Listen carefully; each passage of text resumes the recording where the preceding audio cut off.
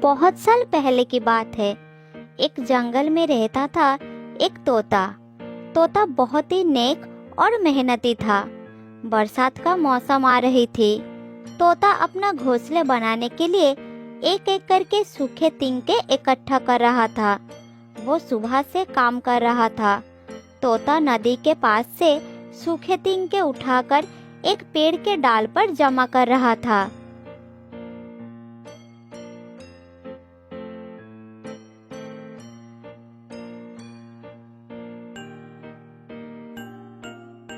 अगर मैं इसी तरह काम करती रही तो बहुत जल्दी मेरे लिए एक सुरक्षित घोंसला बना लूंगा। फिर आराम से अपनी जिंदगी काट जाएगी। भारी बारिश में भी मेरे घोंसले का कोई नुकसान नहीं होगा। तोते के घोंसले के पास ही एक पेड़ पर कालू नाम का एक कौवा बैठा था। कालू बहुत आलसी था। वो तोते के कारनामे बहुत ध्यान से देख रहा था। उसे भी अपने लिए एक घोंसले की जरूरत था, मगर वो काम करने से डर रहा था। थोड़ी देर बाद कालू तोते को कहता है, अरे ओ तोता भाई, तुम तो सुबह से बहुत मेहनत कर रही हो। ऐसे एक एक तिनका जमा करके घर बनाना तो बहुत मुश्किल काम है। मैं तो तुम्हारे जैसा मेहनत नहीं करूँगा। मुझे कोई आसान तरीका बताओ। मेहनत में कोई आसान तरीका नहीं होता है। हमें अपने लगन से काम करना पड़ता है। मेहनत के बिना कोई फल नहीं मिलता। इसीलिए कहते हैं मेहनत का फल बहुत मीठा होता है। तुम भी मेहनत करो, तुम्हें भी अच्छा फल मिलेगा। सुनो भाई, मैं मेहनत बिना ही तुमसे पहले घोंसला बना लूंगा अपनी बुद्धि से। तुम देख लेना। ये कहकर कौवा वहाँ से चला जाता है और तोता अपने काम में लग जाता है। एक एक तिनके जुड़ के घोंसला बनाने लग जाता है। इधर कौवा आसान तरीका ढूंढने के लिए इधर उधर घूमता रहता है। घूमते घूमते उसे एक कबूतर दिख जाता है। वो उसके पास जाता है और उसे कहता है, अरे ओ कबूतर भैया, जब कोई पक्षी मर जाते हैं तब उसके घोंसले कहाँ जाते हैं? क्या तुम मुझे ये बता सकते हो? जब कोई पक्षी मर जाते हैं तब वो घोंसले उनके बच्चे इस्तेमाल करते हैं या फिर उसके परिवार का कोई और इस्तेमाल करते हैं। अच्छा, ये बात है। और अगर कोई ऐसा पक्षी हो जिसके बच्चे ना हो, तो फिर उनके मरने के बाद घोंसले का क्या होता है? क्या इस बारे में तुम्हें कुछ पता है? अरे ओ कौवा भाई, तुम कैसे उल्टी सवाल कर रहे हो? मुझे नहीं पता ऐसे घोंसले का क्या करते हैं। इसका मतलब मैं ठीक दिशा में जा रहा हूँ।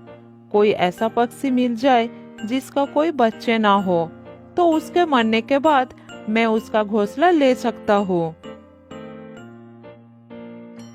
ये कहकर कौवा वहाँ से उड़ जाता है। वो उड़ते उड़ते दूर पहाड़ी के तरफ चला जाता है। उधर एक टूनी चिड़िया अपने घोंसले में बैठी थी। तब कौवा टूनी के पास जाता है और कहता है, अरे टूनी बहन, ये घोंसला तुम कहाँ से लाए हो? ये घोंसला किसका है? क्या कह रहे हो तुम? ये घोंसला एक एक तिनके से मैंने खुद बनाया है। इसको बनाने में बहुत मेहनत की है मैंने। अरे टूनी बहन, मैं भी अपने लिए घोंसला बनाना चाहता हूँ, मगर मुझसे तिनके जमा करने का मेहनत नहीं हो पाएगा। मुझे मेहनत से बहुत डर लगता है। मेहनत के बिना कुछ भी हासिल नहीं होगा। आज तक जिनको भी सब कुछ मिला है वो कड़ी मेहनत से ही मिला है।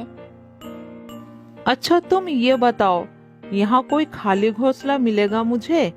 मेरा मतलब ऐसा घोंसला जहाँ रहने वाला पक्षी मर गया है और वो घोंसला खाली पड़ा है। गंदे कौवे, तुम बहुत आलसी हो।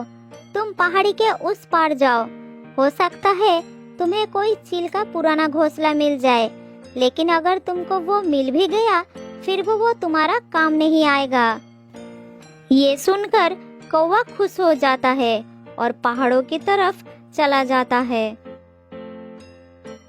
इधर तोते ने आधे से ज्यादा घोंसला बना लिया था और वो कुछ सूखे पत्ते लेने जा रहा था जिससे उसका घोंसला नरम और आरामदायक बन सके। उधर कौवा भी पहाड़ों पे पहुंच जाता है। एक सूखे पेड़ पर उसे एक खाली घोंसला नजर आता है। घोंसले के पास ही एक बड़ा सा उल्लू बैठा था। वो उसे पूछता है, अरे ओ उल्लू भाई, तुम यहाँ क्या कर रही हो? ये घोंसला किसका है? तुम्हारा तो नहीं लगता है। कौवा भाई, इस घोंसले में कभी एक चील रहा करता था, मगर जब से वो मर गया तब से ये घोंसला खाली पड़ा है। ये तो बहुत अच्छा बात है। मिल गया मुझे बिना मेहनत के घोंसला। मैं तोते से पहले घोंसला बनाऊंगा। कौवा खुशी से झूम उठता है और फिर वो घोंसला उठाकर वापस उड़ जाता है।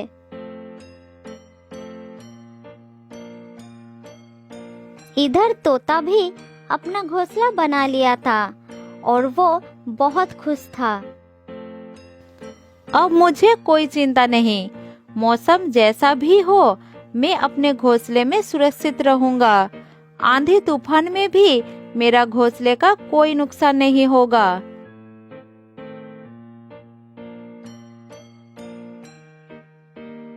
इधर कौवा भी चील का पुराना घोंसला ले आ पहुंचा और पास के ही एक डाली पर घोंसला रखकर तोते से कहता है, तोता भाई, मैं तुम्हें कहता था ना कि हर काम में कोई आसान तरीका जरूर होता है।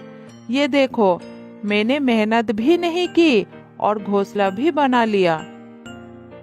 कौवा भाई, मगर मैं इस बात पर विश्वास नहीं करता। मैं तो मेहनत पर विश्वास रखता हूँ। ऐसे ही बात करते करते कुछ समय बीत जाता है। धीरे धीरे रात भी हो जाती है। तोता और कौवा अपने अपने घोंसले में आराम करने लगते हैं। थोड़ी देर बाद मौसम बिगड़ जाती है। तेज हवा और बारिश शुरू हो जाती है। तेज हवा के कारण कौवे का पुराना घोंसला टूटकर जमीन पर गिर जाता है और कौवा बेघर होकर रोने लगता है। अरे ये क्या, मेरा घोंसला तो टूट गया। अब मेरा क्या होगा? कोई मेरा मदद करो मुझे। इधर तोता अपने घोंसले में आराम से बैठा था। तेज हवा से उसका घोंसले का कोई नुकसान नहीं हुआ। ये देखकर कौवे ने कहा, तोता भाई, तुमने सच ही कहा था। मेहनत के बिना कुछ हासिल नहीं होता है। मैं गलत था। अब से मैं मेहनत करूंगा और एक सुंदर घोंसला भी बनाऊंगा। तो दोस्तों, इस कहानी से हमें ये सीख मिलता है कि हमें भी समय रहते मेहनत करना चाहिए। बिना मेहनत के कुछ भी प्राप्त नहीं होता है, वरना कौवे की तरह हम भी पछताते रह जाएंगे। बहुत साल पहले की बात है। रामपुर नाम का एक गांव था। उस गांव में एक घर के पिंजरे में एक तोता रहता था। वो बहुत ही उदास था। वो हर बार यही कोशिश करता था कि वो एक दिन इस पिंजरे से निकलकर दूर चला जाएगा, लेकिन वो हर बार नाकामयाब हो जाता। पता नहीं कब मैं इस पिंजरे से निकलूंगा। मैं यहाँ ठीक से सांस भी नहीं ले पाता हूँ। मैं आकाश में उड़ना चाहता हूँ, अपनी मर्जी का मालिक बनना चाहता हूँ, लेकिन मैं तो यहाँ लोगों के मनोरंजन के लिए कैद किया गया हूँ। हे भगवान, कोई तो मुझे यहाँ से आजाद करो। एक दिन एक कबूतर जंगल से दूर एक गांव में घूमने के लिए आ जाती है। फिर कबूतर की नजर उस तोते पर पड़ती है। तोता कबूतर को आवाज लगाते हुए उसे कहता है, क्या तुम मुझे इस पिंजरे से निकलने के लिए मदद करोगे? बहुत दिनों से मैं इस पिंजरे में बंद हूँ। हाँ हाँ, मैं तुम्हारी मदद अवश्य करूंगी, लेकिन तुम मुझे ये बताओ, इस पिंजरे में कैद कैसे हो गए? अरे तुम्हें क्या बताऊँ अब। मैं तो जयपुर के एक जंगल में रहता था, लेकिन वहाँ पर शिकारी का आतंक था। शिकारी ने मुझे और मेरे अन्य साथियों को पकड़कर पिंजरे में बंद कर दिए और फिर हमें शहर ले जाकर बेच दिए। मैं 6 महीने से इस पिंजरे में कैद हूँ। यहाँ से भाग निकलने की सोचता हूँ, लेकिन हमेशा असफल ही रहता हूँ। तुम्हारी कहानी सुनकर तो मुझे बहुत दुख हुआ। मैं तुम्हारी मदद अवश्य करूंगी। तुम बिल्कुल चिंता मत करो, मुझ पर विश्वास रखो। लेकिन थोड़ा संभल के, वरना ये लोग मेरी तरह तुम्हें भी कैद कर लेंगे। मैं नहीं चाहता कि मेरी वजह से तुम भी मुसीबत में पड़ो, इसलिए तुम अपनी सूझबूझ से काम लेना। कबूतर तोते को पिंजरे से बाहर निकलने के लिए कोशिश करती रही, लेकिन वह असफल हो जाती। कुछ घंटों के प्रयास के बाद आखिरकार कबूतर सफल हो जाती है और वो तोते को उस पिंजरे से निकल लेती है। फिर वो दोनों बिना समय नष्ट किए जंगल में उड़ जाते हैं। मैं तुम्हारा दिल से धन्यवाद करता हूँ। आज तुम नहीं होती तो पता नहीं मुझे और कितने सालों तक इस पिंजरे में बंद रहना पड़ता। आज से तुम मेरी अच्छी दोस्त हो। तुम कभी भी किसी मुसीबत में पड़ोगे तो मैं तुम्हारी सहायता अवश्य करूँगा। मुझे तुम्हारी ये दोस्ती स्वीकार है, लेकिन अब तुम यहाँ से जाओगे कहाँ? तुम चाहो तो मेरे साथ मेरी जंगल में चल सकते हो। हम वहाँ पर बहुत मस्ती करेंगे और खूब खेलेंगे। कबूतर की बात मानकर तोता उनके साथ जंगल में चला जाता है।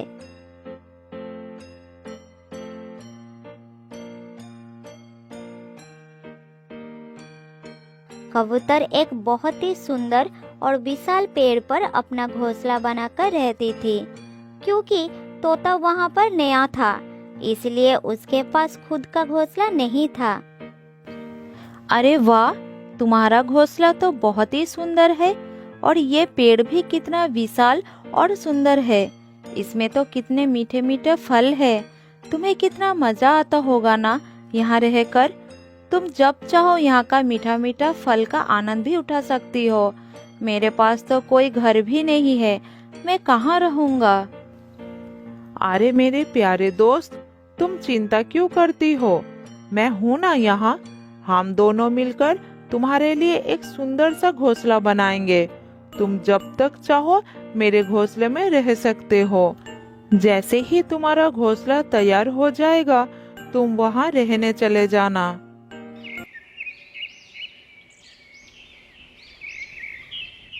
कुछ दिन बाद तोता कबूतर की सहायता से बहुत ही सुंदर घोंसला तैयार कर लेता है। घोंसला देखकर दोनों बहुत ही खुश हो जाते हैं। तोता तो खुशी से नाच उठता है। मैं तुम्हारे एहसान कैसे चुकाऊंगा? तुमने एक बार नहीं बल्कि 2 बार मेरी मदद की है। एक बार मुझे पिंजरे से छुड़ाकर और दूसरा मेरे लिए इतना सुंदर घोंसला बनाकर। तुम्हारा मुझ पर बहुत बड़ा एहसान है। अब तुमने दोस्त बनाया है तो दोस्ती का फर्ज तो निभाना पड़ेगा। आज मैंने तुम्हारी मदद की है, क्या पता कल मैं किसी मुसीबत में फंस जाऊंगी तो तुम मेरी मदद कर देना। इसी तरह वक्त बीत जाता है और वक्त के साथ साथ तोता और कबूतर की दोस्ती और भी गहरी होती गई। वो दोनों एक साथ बहुत ही खुश रहने लगे। उसकी दोस्ती की मिसाल पूरा जंगल देने लगे। हर रोज वो किसी न किसी की मदद करते थे और वो सब मिलकर जंगल में खुशी खुशी रहते थे।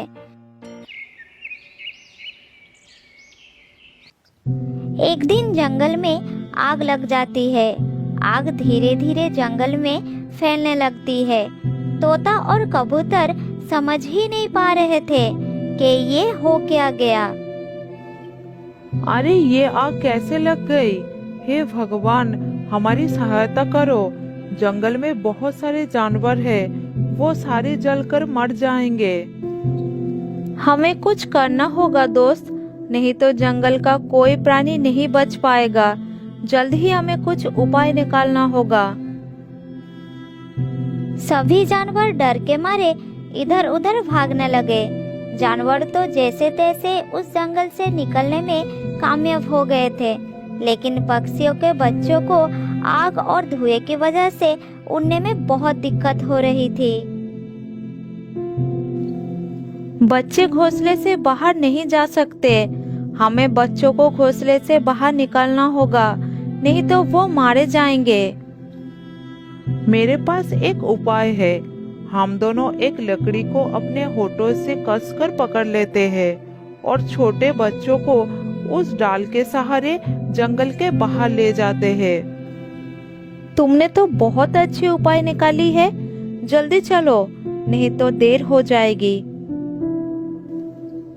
तोता और कबूतर ने बिना अपनी जान की परवाह किए छोटे बच्चों को आग से बचाने लग जाते हैं। वो बारी बारी आकर बच्चों को जंगल के बाहर ले जाते हैं।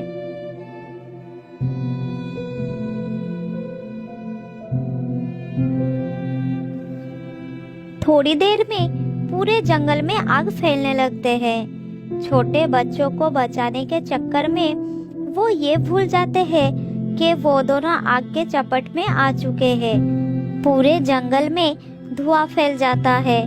तोता और कबूतर को कुछ भी दिखाई नहीं देता। तुम कहाँ हो दोस्त? आग तो चारों तरफ फैल चुकी है और धुएं की वजह से मुझे तुम नजर नहीं आ रही हो। मुझे भी तुम दिखाई नहीं दे रहे हो। मुझे सांस लेने में बहुत दिक्कत हो रही है। अगर बच गए तो दोबारा हम अवश्य मिलेंगे। दोनों को कुछ समझ नहीं आ रहा था, इस आग से कैसे बचेंगे। आग इतनी फैल चुकी थी कि पूरा जंगल जल गया था। कबूतर को सांस लेने में बहुत कष्ट हो रही थी और थोड़ी देर बाद वो अपने प्राण खो देती है। दूसरी ओर तोता बहुत कोशिश कर रहा था कि वो खुद को और कबूतर को आग से बचा सके। तोता अपनी जान बचाने के लिए यहाँ वहाँ उड़ रहा था। तभी वो आग के चपेट में आ जाता है और उसकी भी मौत हो जाता है।